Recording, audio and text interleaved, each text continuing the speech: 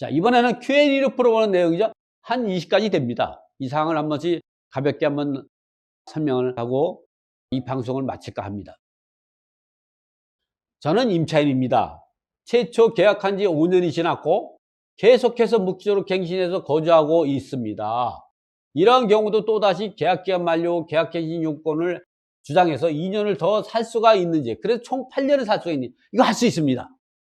묵시적 갱신 또는 10년, 20년을 살았다고 하더라도 그 기간은 계약갱신 요건을 행사하지 않은 기간이기 때문에 계약갱신 요건은 한 번을 행사할 수 있게끔 해주는 겁니다. 그러나 상가 건물 임대차법에서 상가 임차인에게 계약갱신 요건은 10년을 보장하죠? 그거는 총 임대차 기한이 10년까지만 보장이 됩니다. 10년이 지나면 임차인이 계약갱신 요건을 행사할 수가 없습니다. 이거와 다르게 임차인의 계약갱신 요건은 한 번을 발해야 했습니다. 종전에 몇 년을 사는지 이건 상관없이, 묵시적 갱신으로 몇 년을 사는지 상관없이 정식적으로 임차인이 임대인에게 계약갱신 요건을 행사한 경우죠. 즉 임대인이 재계약을 요청을 해서 그 재계약에 합의해서 계약서를 갱신한 경우라고 하더라도 그 재계약은 임차인이 계약갱신 요건을 볼 수 없습니다. 그럴 때 또다시 계약갱신 요건으로 2년을 더 살 수가 있는 거죠. 그래서 임대인 입장에서 이런 걸 조심해야 되고, 임차인 입장에서는 이런 상황을 잘 이용해서 내게 유리한 계약을 해야 되는 겁니다.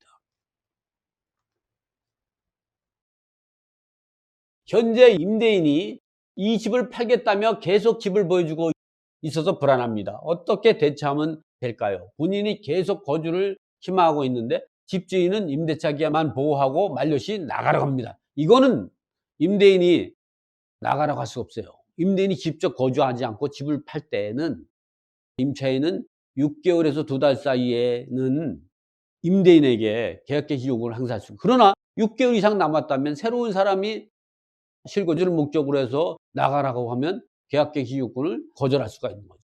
6개월이 남아있다면 매수인이 실거주를 목적으로 해서 임차인이 계약갱신 요건을 거절할 수 있지만 6개월에서 2달 사이에는 매도인, 즉 임대인, 종전 임대인에게 계약갱신 요건을 행사하고 나가죠. 그 이후에 그 주택을 취득한 사람은 그것을 거절할 수가 없는 거죠.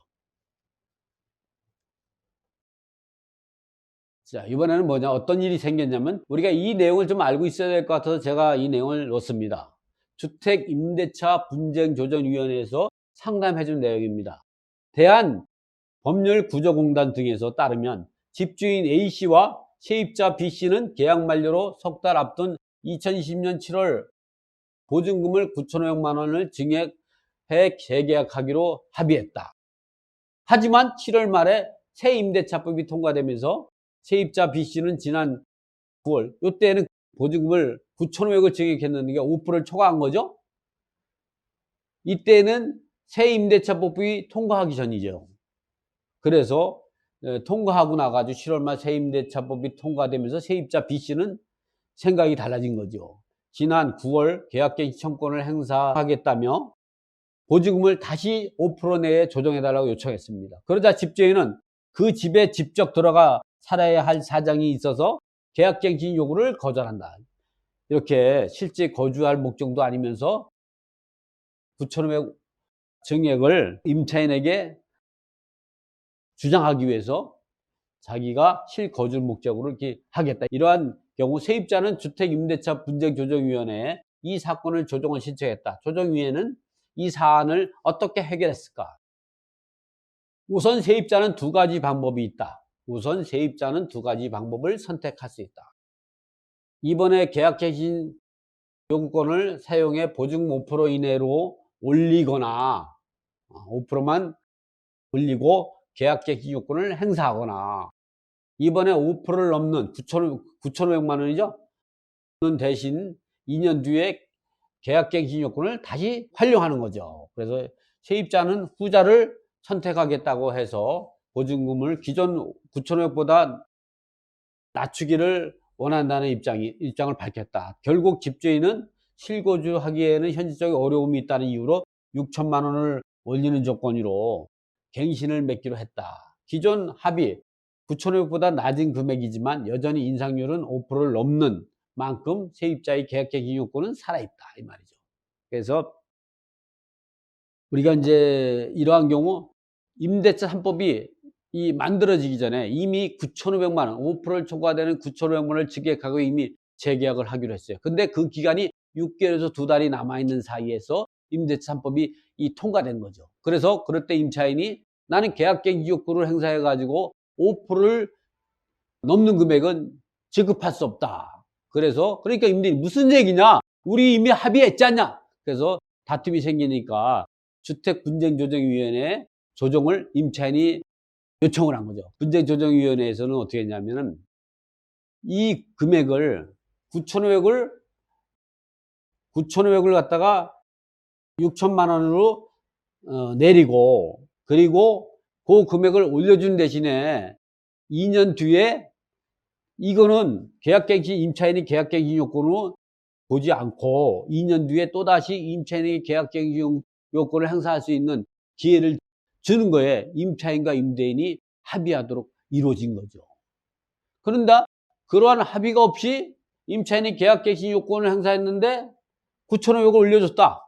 이러면 계약갱신 요건을 행사하는 건데, 이거는 이미 임대차법이 생기기 전에 이미 올려주기로 재계약한 거기 때문에 이거는 임차인이 계약갱신 요건을 볼 수는 없는 거죠. 그래서 임대인과 임차인을 갖고 주택분쟁조정위원회에서는 어떻게 했냐면 9,500은 너무 과하다. 6천만 원 올려주고 2년 있다가 임차인의 계약갱신 요건은 살아있는 것이다. 행사할 수 있다. 이렇게 협의했죠. 그래서 임차인이 이제 임대차법이 통과됐을 때 5%를 초과해서 올려줄 때에는 5%를 초과된 금액을 돌려달라고 주장할 수 있고, 그를 계약갱신 요건을 행사하면서, 그러나 5%를 초과해서 올려주면서 계약갱신 요건으로 5%를 초과해서 올려주는 거에 합의했다. 재계약할 때. 이렇다면 계약갱신 요건을 행사를 한 겁니다. 그래서 그럴 때 5%를 초과해서 올려줄 때 임대인과 입장에서는 나는 계약갱신 요건을 행사한 것이 아니고, 그렇기 때문에 5% 초과해서 10% 올려주겠다. 대신에 제가 2년 뒤에는 5% 범위에 올려주고 2년을 더 거주할 수 있는 계약갱신 요건이 있다는 내용을 분명히 할 필요가 있는 거죠. 그러나 그런 내용이 없이 올려줬다. 재계약을 할 때, 임차인이 재계약을 할 때 임대인이 요구로 보증금을 한 10% 올려달라고 올려줬어요. 그럴 때 아무런 내용이 없이 올렸을 때는 임차인이 계약갱신 요건은 살아있는 겁니다. 그래서 임대인 입장에서는 어떻게 했냐? 임차인이 계약갱신 요건을 행사함으로 인해서 임대인은 보증금 10%를 증액을 올리는 조건으로 합의해서 임차인이 계약갱신 요건에 의해서 계약이 성립된 거다. 이런 내용이 계약서 특약사항에 들어갔다 하면 임차인의 계약갱신 요건은 이제 또다시 할 수가 없는 거예요. 그러나 그런 내용이 없이 계약을 했다고 하면 임대인이 요구에 따라서 보증금을 10% 올렸다, 20% 올려줬을 때는 임차인이 2년 뒤에 계약갱신 요건은 살아있다. 이렇게 보시면 됩니다. 이런 내용들은 제가 이제 추가로 보증물 증액 때 현명화 재계약서 작성 방법에서 다음번에 강의를 할 겁니다. 그 내용을 이제 참고하면 됩니다.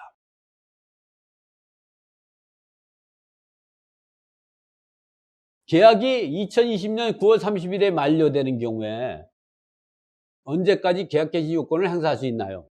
계약 만료 2020년 9월 30일인 경우는 2개월 전인 7월 29일 24시까지 임대인에게 계약갱신 의사를 도달해야 합니다. 의사 전달 방법은 핸드폰 문자 메시나 핸드폰 통화 또는 카톡. 이 핸드폰 통화할 때는 녹취를 따놔야겠죠. 카톡, 내용 증명 등으로 전달할 수 있는데, 핸드폰 통화 녹취나 문자 메시지, 카톡 등은 상대방이 확인했다는 증명을 가지기 위해서는 통화 내역은 녹취를 따야 합니다. 문자 메시지는 답변을 받아야 되고, 카톡도 답변을 받아야만이 그 효력이 있다는 걸 우리가 알고 있어야 합니다. 이번에는 임차인에게 총 몇 회의 계약갱신 요건을 행사되는지요. 계약기간 동안 1회만 있습니다. 1회. 묵시적 갱신은 계약갱신 요건을 보지 않습니다. 임대인이 요구해서 재계약을 하는 경우도 계약갱신 요건을 보지 않기 때문에 임차인에게 계약갱신 요건이 한 번이 남아있다는 걸 꼭 알고 있어야 합니다. 법 시행 당시 이미 한 주택에서 4년 이상 임차주택이 거주 중인데요. 이 계약갱신 요건을 행사할 수 있는지, 할 수 있습니다. 할 수 있어요. 묵시적 갱신도 갱신 요구로 볼 수 있는지, 그렇지 않습니다. 이럴 때는 또 한 번의 갱신 요건이 남아있다는 것. 임대인과 임차인이 사전에 계약 갱신 요건을 행사하지 않기로 약정한 경우도 유효한지. 이거는 무효입니다. 이러한 임대인과 임차인에 관한 채권계약은 당사자 간에 계약한 채권계약 같은 경우는 주택임대차법에서 특별법 유선의 원칙에 따라 가지고 무효입니다. 그 효력을 다하지 못하기 때문에 이거는 계약서에 써도 그 효력이 없습니다. 재계약한 경우에도 임차인이 계약갱신으로 보는 이제 우리가 재계약을 하는 경우에 계약갱신 요건이 될 수도 있고 아닐 수도 있습니다. 그런 경우를 보면 재계약은 새로운 임대차 계약의 합의로 시작된 것으로 종전계약과 무관하게 2년 후 임차인이 1회 계약갱신 요건이 남아 있습니다. 이 경우 임대인과 임차인이 합의하에 보증금을 5% 초과해 증액하는 것도 가능합니다. 이건 재계약이기 때문에 5% 초과해도 되는 거죠. 즉 임차인이 보증금 5%를 초과해서 증액하고 재계약하고 2년 후에 계약갱신 요건은 2년을 더 살 것을 선택하든지 아니면 계약갱신 요건을 행사해서 보증금 5% 범위 내에서 증액하고 2년만 거주할 것이니 이거는 임차인이 판단해야 되는 거죠. 그래서 재계약할 때에는 임대인이 보증금을 5% 올리고 이제 계약갱신을 요구할 때 요구한다면 그냥 재계약서에 합의해 주면 됩니다. 그러면 그거는 계약갱신 요구로 보지 않습니다. 임대인 입장에서는 어떻게 하냐? 반드시 임차인의 요구에 따라서 임차인이 계약갱신 요구로 계약을 갱신하면서 보증금을 5%를 증액하면서 다시 계약서를 작성하는 내용이 특이약서에 반드시 들어가 있어야만이 계약갱신 요건이 되고 임차인 입장에서 그런 내용이 없으면 그냥 재계약입니다. 그럴 때 재계약은 5%를 초과해서 계약을 해도 그 효력이 있는 겁니다. 그렇지만 임차인 입장에서는 2년 뒤에 또 다시 계약갱신 요건을 행사할 수 있다는 거죠. 임차인이 계약기간 내 맞추어 나가기로 했으나 이를 번복하고 계약갱신 요건을 행사할 수 있는지 행사할 수 있습니다. 6개월에서 2달 전 사이라면. 계약갱신 요건을 행사 시 임차인이 무조건 2년을 거주해야 하는지 그렇지 않습니다. 임차인이 계약갱신 요건을 행사에 따라 계약갱신된 임대차가 2년으로 연장이 되더라도 임차인은 언제든지 임대인에게 계약 해지 통지를 할 수 있습니다. 다만 해지 효력은 임대인에게 해지 통지한 날로부터 3개월 후에 그 효력이 발생한다. 임대인 본인 또는 직계 존비속이 직접 거주를 이유로 갱신 거주를 하였으나 목적 주택에 거주하다가 제3자에게 임대한 경우 어떻게 되는지요? 갱신 요구가 거절되지 않았다면 계약이 갱신되었을 기간이 지나기 전에 제3자에게 임대한 경우 원칙적으로 임대인은 종전 임차인이 입은 손해를 배상해야 합니다. 임대인이 실거주를 사유로 갱신 거절을 한 후 공실로 비워둔 경우 주택임대차보호법의 위반으로 손해배상 책임이 부담하는지 이런 경우는 좀 어렵죠. 이런 경우는 임대인이 실거주 사유로 갱신 거절을 한 후 주택을 공실로 비워둔 것이 실거주 의사가 없는 허위 갱신 거절한 것으로 판단할 경우에는 주택임대차법 위반으로 불법적인 책임이지만 다만 제3자에게 임대한 것은 아니므로 주택임대차법에 의한 손해배상 책임을 지우기는 어렵다고 봅니다. 법인이 임대한 경우 직접 거주를 이유로 갱신이 거절이 가능한가요? 불가능합니다. 이 갱신 시 임대료 상한 5% 의미는 임대인이 요구하면 무조건 들어줘야 되는가? 그렇지 않습니다. 5%는 임대료를 증액할 수 있는 상한선일 뿐 임대인과 임차인이 그 범위에서 얼마든지 협의해서 1%, 2%, 3% 증액을 할 수가 있습니다. 증액이 안 되면 주택분쟁조정위원회에다가 조정을 요원하고 거기서도 안 될 때는 법원에 가야 합니다. 법원에. 임대인이라고 해서 무조건 5% 올릴 수 있는 것은 아닙니다.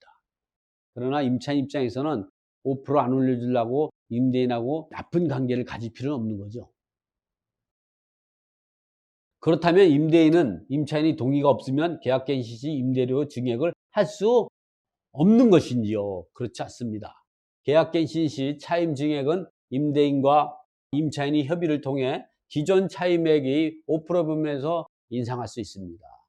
당사자 간의 협의가 이루어지지 않을 경우 임대인이나 임차인이 주택분쟁조정위원회에 조정 신청을 하거나 법원에 차임 증액 청구 소송을 제기할 수 있다. 임대인이 증액을 요구하는 경우뿐만 아니라 임차인이 보증금을 감액을 요구하는 경우도 마찬가지라는 거죠.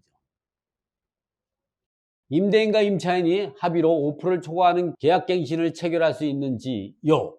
계약갱신 요건을 행사하지 않은 경우, 계약갱신 요건을 행사하지 않고 5%를 초과해서 재계약을 할 수 있는지, 할 수 있다고 봅니다. 그때는 가능합니다.